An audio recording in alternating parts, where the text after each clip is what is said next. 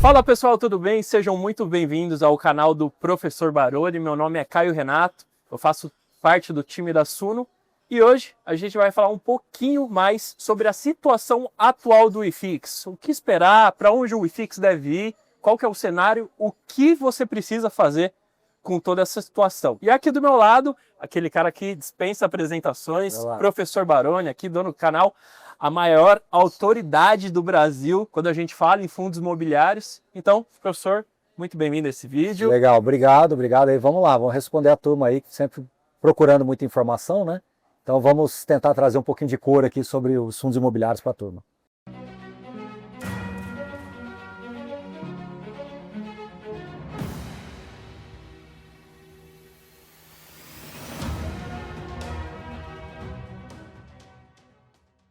Bom, professor, se a gente voltar lá para 2019, a gente viu que o iFix não tinha dias bons, mas de lá para cá o iFix vem subindo bastante, principalmente nesse último ano ali, desde o início do ano para cá. E eu queria entender com o senhor, o que o senhor está esperando agora para esse novo ciclo de alta do iFix? É um momento de se comemorar ou é um momento ali de atenção, de repente com atenção ali para a taxa de juros? O que o senhor enxerga desse cenário? Primeiro vamos entender que a alta do iFix ela está sendo representada pelos rendimentos, né? O iFix ele é composto, assim como todos os índices, assim como tudo que a gente normalmente investe, nós temos componentes que compõem a rentabilidade. Então o iFix ele é composto pela variação das cotas e pelos rendimentos.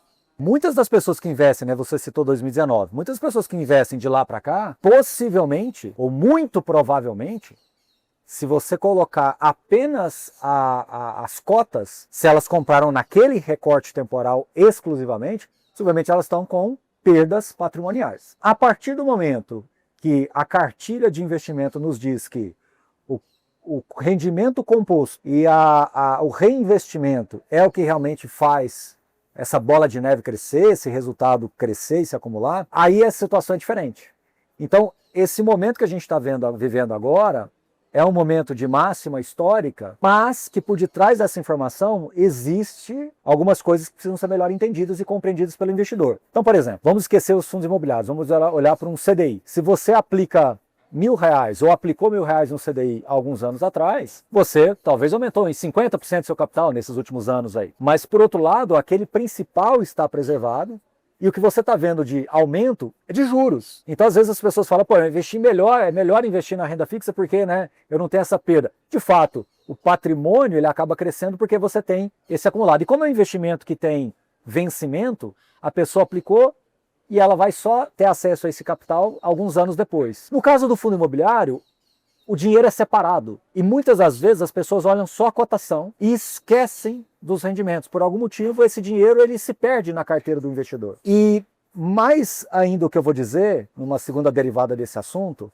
é que as cotações caindo, algumas pessoas começam a questionar a qualidade do produto. Obviamente nós temos fundos que tiveram mais desafios, que têm mais desafios, fundos que podem ter mais desafios pela frente. É óbvio, a renda variável, o ativo estruturado, tudo bem. Mas tem alguns fundos imobiliários, por exemplo, que os rendimentos subiram e a cotação caiu. Tem fundos imobiliários, por exemplo, que o rendimento hoje ele é muito mais diversificado, ele é muito mais consistente, ele é muito mais sólido.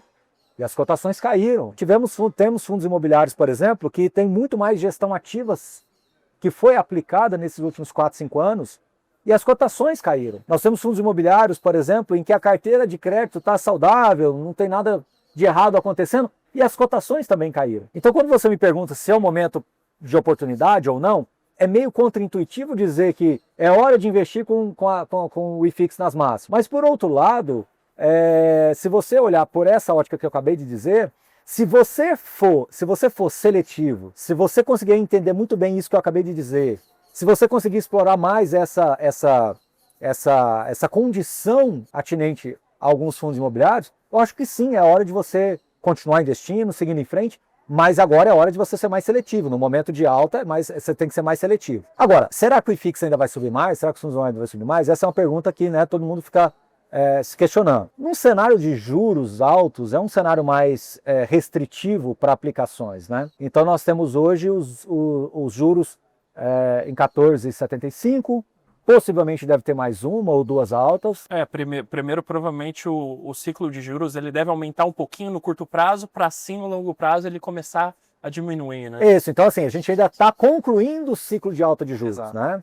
Porque ele estava sendo reduzido, num dado momento parou de se cair, depois voltou a subir. Então nós estamos concluindo esse ciclo de alta de juros, ainda não concluiu. E depois que ele for concluído, a gente não sabe ainda quando que começam as reduções, se é que vai acontecer agora em 2025 ou se vai escorregar isso para o ano que vem. Pelo que os comunicados Copom sinalizaram, muito provavelmente a gente tenha uma redução ali no corte de juros a partir do ano que vem. Então, provavelmente umas 2 ou 3 reuniões a partir de agora, a gente ainda tenha ali um ajuste para cima ou nivelado na taxa de juros. Isso quer dizer o que na prática? Que se acredita, Baroni, que os fundos imobiliários vão continuar subindo muito? Acho pouco provável. A questão é que cair também, como a gente viu no trimestre, no último trimestre de 2024, também acho pouco provável, porque nós tínhamos um cenário ali de uma precificação meio de terra arrasada, né? Como se nenhum fundo interessasse mais, como se realmente as pessoas não tivessem mais interesse. Então eles ficaram muito descontados.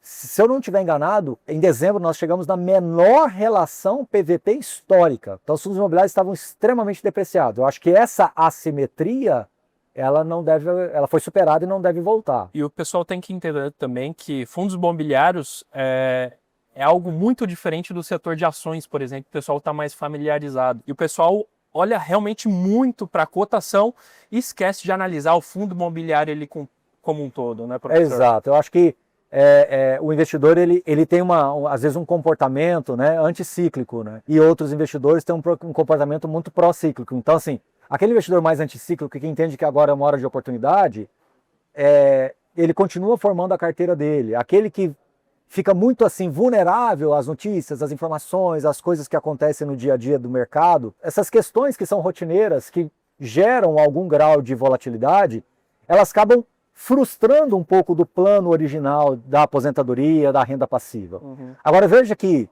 eu falei isso aqui ao longo do vídeo e vou reafirmar. Eu acho que nada supera a questão de você ser diligente, de você ser cauteloso nas escolhas, de você revisar as suas escolhas, né? Não é simplesmente comprar e esquecer, não é simplesmente comprar de qualquer forma, não é simplesmente se basear em um ou dois indicadores e achar que isso é suficiente para uma análise mais completa. Eu acho que esse é um ponto. Mas, por outro lado, também falar que está caro, eu acho um exagero, porque essa máxima, como eu disse, ela é voltada para o rendimento e nós ainda temos uma relação PVP de desconto. Então, estruturalmente, os fundos imobiliários também estão descontados. Então, é importante que as pessoas façam essa análise contextual para que você não reverbere por aí que está tudo muito caro ou que também está tudo muito barato ao ponto de você esquecer. Agora, uma coisa é fato, grande parte dos fundos imobiliários, seja de papel, seja de tijolo, eles são precificados em função da marcação a mercado, né? Então, o que isso quer dizer na prática? Vamos lá. Um fundo de papel hoje, ele tem um valor patrimonial que está defasado. Por quê? Porque a carteira dele foi montada num cenário de juros diferentes. Então, por exemplo, quando a carteira foi montada, você tinha lá um cenário de juros IPCA mais 5,8. Hoje, a carteira está 7,5, IPCA mais 7,5. Então, esse deslocamento da NTNB, ela gera uma precificação negativa nos CRIs que estão ali dentro. Nos fundos de tijolos, você tem contratos que estão vigentes, você tem ativos que estão vigentes ali, contratualmente falando, e que é feita uma reavaliação patrimonial com base nesse fluxo de caixa descontado trazido a valor presente. E isso é usado uma taxa de desconto, que hoje é uma taxa de desconto alta, né? Como a gente diz, de 2 dígitos. Então nós temos aí também um valor patrimonial que está deslocado para baixo. Quando a gente olha esses dois aspectos, a gente vai perceber que esse valor patrimonial ele está marcado hoje num contexto de juros altos. Então, se nós imaginarmos hipoteticamente, um cenário bem hipotético de que de hoje para amanhã o juros cairia lá de 14,75, 15 que seja para 10, e fizermos de novo essa revelação patrimonial, os fundos de papéis, os seus valores patrimoniais, iriam se deslocar para cima. Então esse desconto de hoje, ele iria ampliar. Da mesma forma o caso dos fundos de tijolos. Então, se eu refizer a reavaliação patrimonial num cenário de juros mais baixo, esse valor patrimonial também se desloca. Então, em outras palavras, sendo bem didático aqui, se você tem um fundo de papel que hoje o valor patrimonial é 85, 87, num cenário como esse ele vai subir para 95, 96, 97. Um fundo de tijolo que hoje o patrimonial está 102, 103, ele pode ir para 115, 110. Sim, aqui eu estou usando números hipotéticos, só para as pessoas terem ideia do didático aqui da história. Então, não é porque subiu também ele ficou caro. Mas, Baroni, aqui só para a gente concluir esse contexto aqui, mas eu comparo com o meu CDB aqui, com a minha renda fixa, com a minha LCA, e não compensa o yield dos fundos imobiliários. E é uma coisa que o pessoal faz muito, né? É comparar vinho com refrigerante. São coisas completamente diferentes, né? Fundos imobiliários não tem nada a ver com renda fixa, né? É um cenário completamente diferente, é um investimento completamente diferente, né, professor? Exato, eu acho que a comparação ela é inevitável, mas a comparação ela deve ser para parametrizar e não para excluir. Exato. Entendeu? Então, assim, a proposta da renda fixa dentro da carteira, ela diverge daquilo que se propõe ter um fundo imobiliário. E, Baroni, como é que você tem tanta convicção do que você está falando? Porque se fosse assim, o mundo imobiliário, a economia real, não teria uma negociação em que o dividend yield da operação lá fosse 6, 7, 8%. Ninguém estaria nesse exato momento comprando e vendendo imóvel, porque todo mundo estaria, o mercado estaria congelado por causa dos juros altos. E não é assim que acontece, tá certo que o mercado pode esfriar, mas as negociações continuam acontecendo. Então, no longo prazo, quem investe em renda variável, fundos imobiliários, em ações, enfim, eles vão se apropriar de alguns componentes que um ativo clássico de renda fixa não vai ser capaz de entregar. Então, são objetivos diferentes, são estratégias diferentes, e que, na minha visão, elas não devem ser interrompidas por essa análise de yield contra yield. Se você for por esse caminho, na minha opinião, existe uma grande chance de você estar fazendo uma análise rasa, uma tomada de decisões rasa, entendeu? Embora eu entenda, embora eu compreenda, sim, mas na minha visão ela é rasa, tá bom? Querendo ou não, quando a gente compara valor, a gente sempre vai pensar, o que está valendo a pena? Ações, fundos imobiliários, renda fixa. O investidor principalmente o investidor que está começando, ele cai muito nesse erro de comparar um contra um de uma forma mais rasa, mas a gente tem que olhar muito o seu objetivo.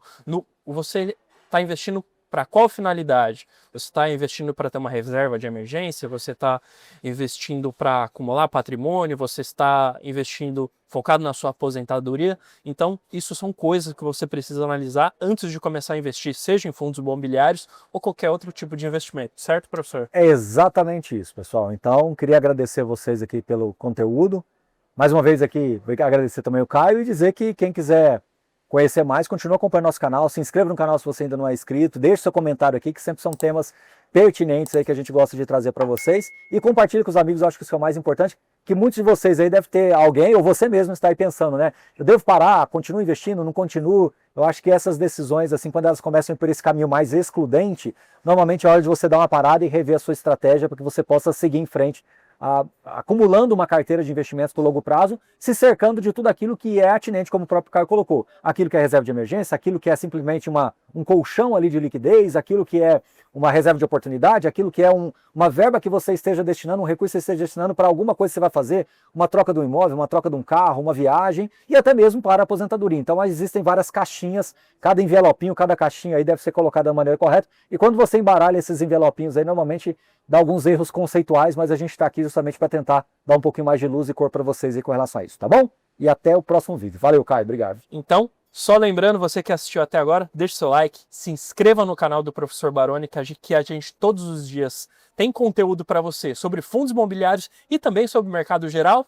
E é isso. Se você quiser acompanhar as análises e seguir a carteira recomendada do Professor Baroni, a gente também vai deixar um link aqui na descrição desse vídeo. Um abraço e até a próxima.